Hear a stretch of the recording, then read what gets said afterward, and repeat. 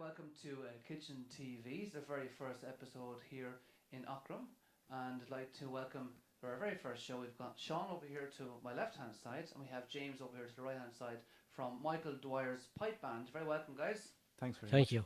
Okay, so Aughrim TV, Kitchen TV, is all about doing interviews with everybody and anybody who's in the local area, and especially in relation to the Aughrim Festival, the first festival that we've had in Aughrim so far.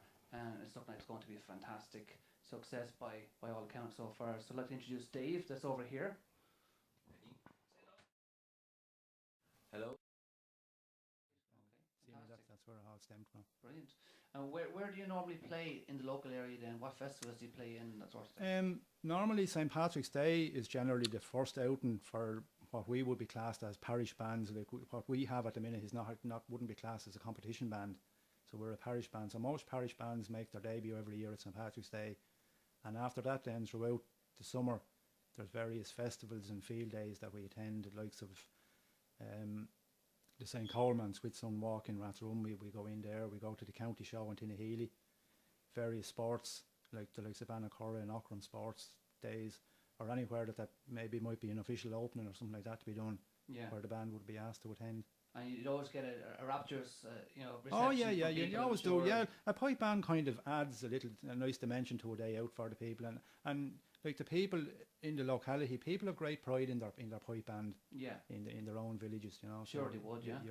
You're held with great esteem when you have a pipe band, and the people see, like, it's not easy to keep a pipe band going, as people would appreciate now with fundraising and that sort of thing. So when people see where their money is being spent and it's being put to good use, like, people have great pride in their local pipe band. Yeah, fantastic, absolutely great. Okay, because you hold up the pipes there again. Just explain exactly how they work, because a lot of people are very interested in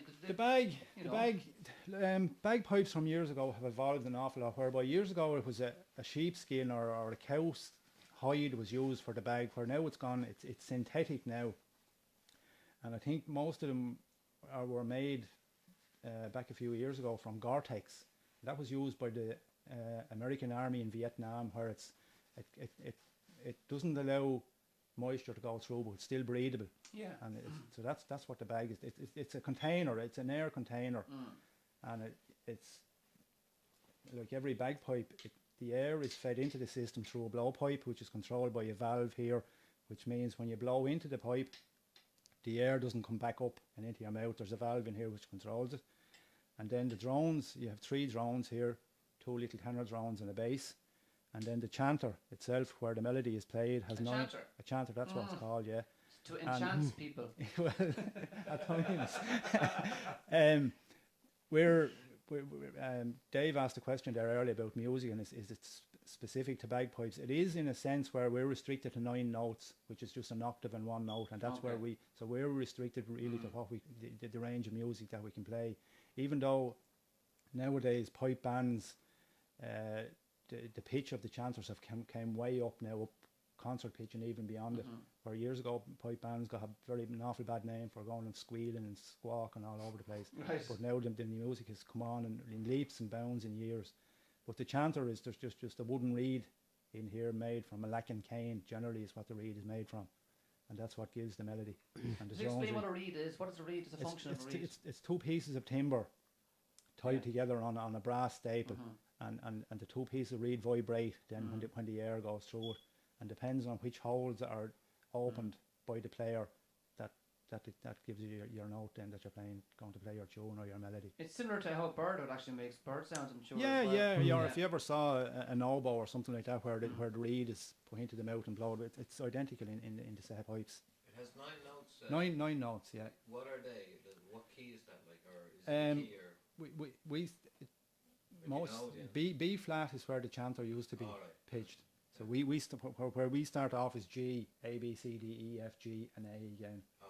That's what we're restricted to then on the pipes. Very good. Fantastic. You're going to give us a demonstration of the pipes? Yeah, sure. I'll play.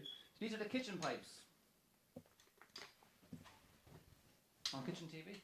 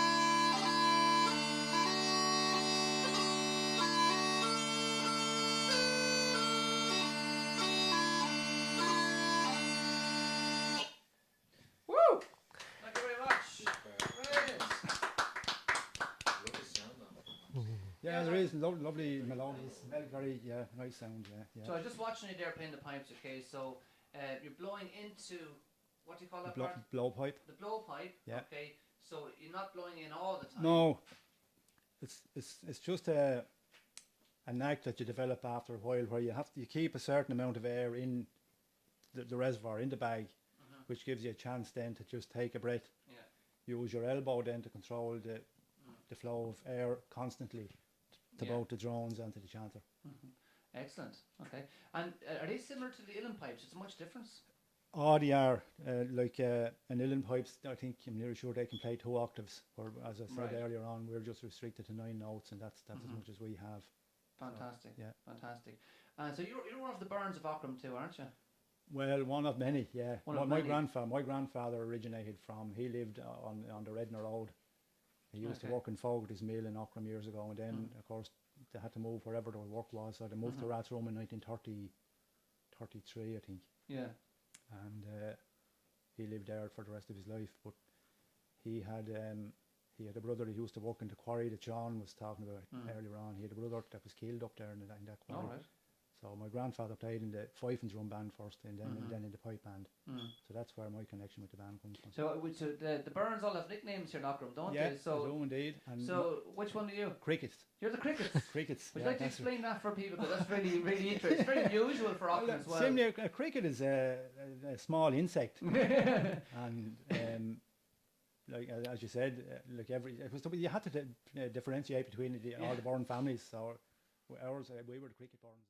Yeah, so I just thought I'd put that one in there because it is very interesting. Oh, I've yeah, never yeah. come across that before in a town where you have all nicknames because so many people with the same surnames. Yeah, it's very interesting. Yeah. You know? You're probably called the dwarfs. It's to do with that. The midgets. Well, guys, thanks very much for coming on the show, coming on Kitchen TV, the pleasure. very first episode of Kitchen TV. And you're going to be playing at the Aughrim Festival, isn't that right? We are indeed, yeah. Okay. Yeah. And the dates of that day are the 27th? 28th, 29th and 30th. 28th, 29th and 30th. Yeah.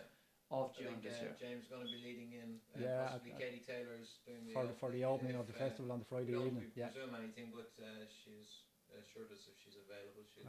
We're looking forward to it, and we'd like to wish you the very best with both the festival and Good your luck. venture here with your kitchen television. Yeah. Thanks very much. So thanks, guys. Thanks again. Thanks a lot. you. Thanks for watching Kitchen TV.